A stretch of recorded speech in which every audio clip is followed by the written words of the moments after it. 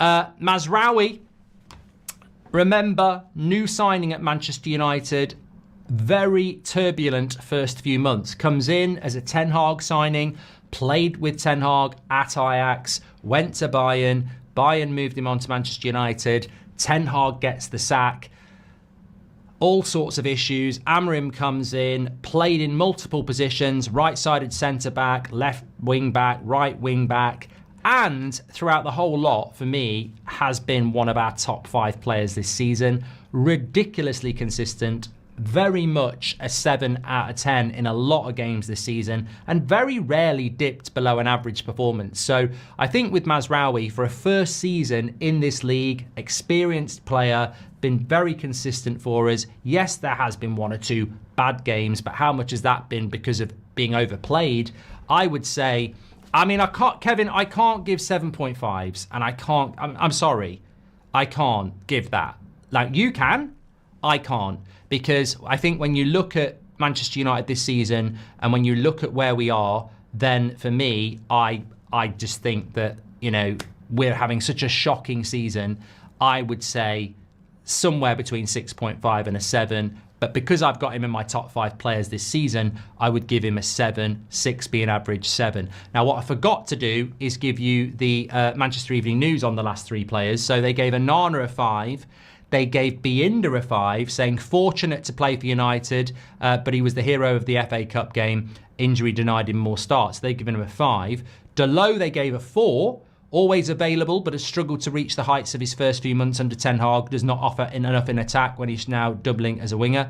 And Mazraoui, they gave a 7. Like Dalot, his availability is one of the best in the squad, yet he does not offer enough in attack. Still, for a debut season in a poor United side, Mazraoui has been one of the few consistent performers. I mean, that sounds very negative. I would give Mazraoui a 7 as a positive, because I think that I don't really think many Man United players deserve better than a 7 anyway, because we've had such a bad season. So I think 7 for Mazraoui is a good one. Hello everybody, today's clip is supported by Sleeper. Before we dive in, let me tell you a bit more about Sleeper. This app is making serious waves. It was the #1 downloaded sports app in the US during the NFL season, even beating heavyweights such as ESPN and Yahoo. Sleeper isn't just popular, it's because they truly deliver the best fantasy experience. You get deeper customization, more league options, and all the bells and whistles that make managing your fantasy team a blast. But that's not all. Sleeper is growing a fantastic community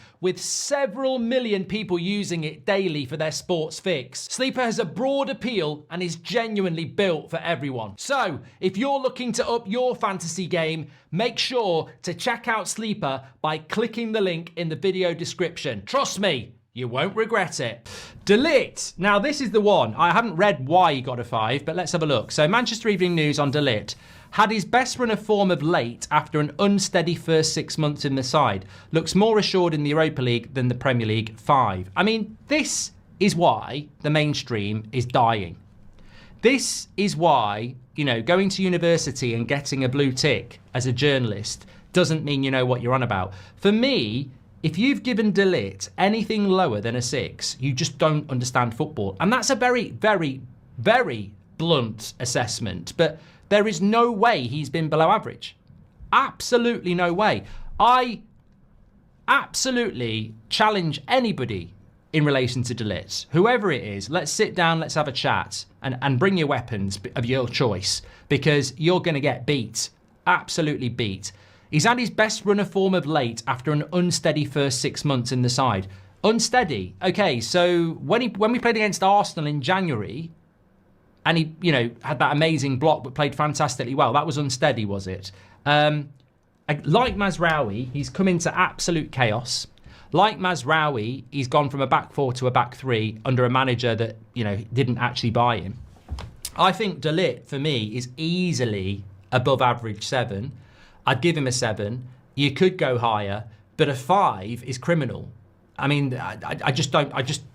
It's scary that somebody would give De Ligt a 5. Like, you're clearly not watching football, or you're watching football with a pair of these that say agenda on it, because it can only be a dislike for the player that would give him a 5. Like, it's just not pragmatic at all. Easily a 7. You could go higher. I'm going with a 7, exactly as Stefan Johansson has, for the simple reason that we've had such a shit season. And I don't think anybody should be getting 8s or 7.5s. And I don't think anybody has been a 7.5 or an 8. I really don't. There has been bad performances by everybody, but there are 4 or 5 players this year that deserve credit. I've mentioned Mazraoui, and De Ligt would be one of the others. I've got a top 5 for the season, and De Ligt's in there, so it's a 7 for me. So yeah, 6 for me for Maguire. We move to Yoro, Lenny Yoro. Now remember, Lenny Yoro missed a lot of the season, injured again, very much a teenager, very much a work in progress, and very much a 6 for me. I think that he has, when played, looked really promising. And people will say, well, hold on a minute. You know, you've given Lindelof a 4. But I've also just given Harry Maguire a 6, who's had 2 lengthy injury layoffs. And also, Harry Maguire's in his 30s, and Yoro is a teenager, and Lindelof is in his 30s. So, contextually, you've got to give Yoro a little bit of leeway, because he's in the young player category, and we want him to develop. So for me, Yoro has shown enough to have an average start of 6 so far. I certainly wouldn't want to be knocking him down, and I certainly wouldn't be giving him anything higher than that. But I've seen bits to see that he'll be a good player. He just needs to stay fit. Interestingly, Manchester Evening News gave him a 5, saying that had an awful night against Southampton, but has largely not disgraced himself in a season of acclimatisation. I mean, what a lovely statement when you're trying to pay somebody a compliment. How did I do? Well, in the main, you haven't disgraced yourself that much. I mean, shocking. But again, you know, why does it surprise me? Why does it surprise me? Agate, I mean, I dread to think what Manchester Evening News have given him. I'd give him a 6.5, by the way. I'll tell you why in a minute, but I really don't think they will. I really don't think they'll like him, but let me tell you what they've given him. I haven't seen it yet. 6. Well, actually, I'll stand corrected a little bit. I was expecting a 5. Tailed off before injury early this month, but has been respectable recruit so far. Well, I'll applaud that and say fair play. I agree that 6 is not too bad. You might give him a 6. I'd give him a 6.5, and I tell you why. He reminds me, well, no, he doesn't. I was going to say Amrabat, but we didn't get the Agate deal done till it was too late. We didn't do it till the end of our August, which means he doesn't get a pre-season. And if you don't get a pre-season coming into the Premier League when you've never played in it, you're never going to hit the ground running in September. Ten Hag spoke about that at the time and didn't really use him. He didn't really start getting used properly until Van Nistelrooy came in November. And then obviously Amrim likes him because he had him at Sporting. And I think he's had a lot to deal with. Like, obviously, the injury set him back a little bit. But I also think he's played better in the midfield when it wasn't Bruno. And it's took a bit of time for him to get used to Bruno because it's a lot more work. But I actually think it's starting to work now. What I'm trying to say is he's had a lot of upheaval. He's the same as Mazraoui and De Ligt. He's had loads of different partners in the midfield. He's had a couple of injuries. He came in late. So for a first season, he's probably had the most traumatic season with Xerxes and Yoro for different reasons. And he's playing in such an important position, and he's our most expensive signing. So I think you've got to give a little bit of leeway there. And I would say a 6.5, slightly above average. That's what I would say about that. 7, says Donald. The scary part about the poll is the average of players and the positions we are in, says Gavin.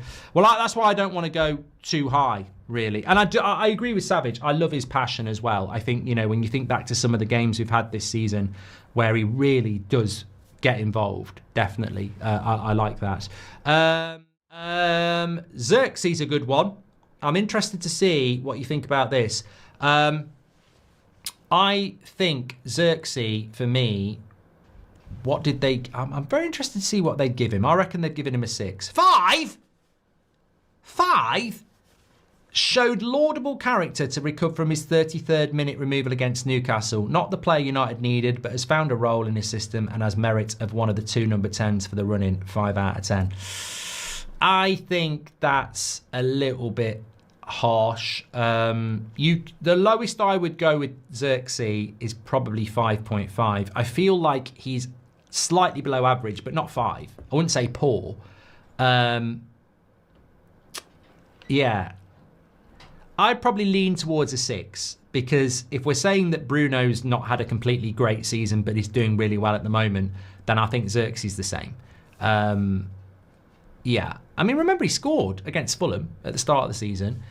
Obviously, he was unsettled. There was talk of him going in January. But I think since he's committed to the club in January, I think, you know what? I'd give him a 6, because I actually think that for a new signing in a very disruptive season, where he's obviously had his eye on Italy at some point, I think since he decided to stay at United in January, he's actually been quite consistent. Now, you know, obviously he's not been amazing, but I don't think he's been poor. I would give him a 6. I would give him a 6. I think a 6 is fair for Xerxes. An average start. Probably the worst of them all. Well, no, Yoro got a 6 as well, didn't he? But I think he's getting better.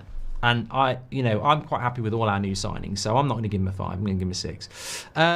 Goldbridge, that's the end of the clip. I'm sure you enjoyed it. In fact, I bet that's the best clip you've ever watched. So there's no reason not to subscribe to the channel, click the bell icon so you never miss a clip again. In fact, smash a like on the video, because we all know only legends like videos, and you are all legends. So please smash a like on the video, and we will see you again on the next one. Thank you very much for watching, as always.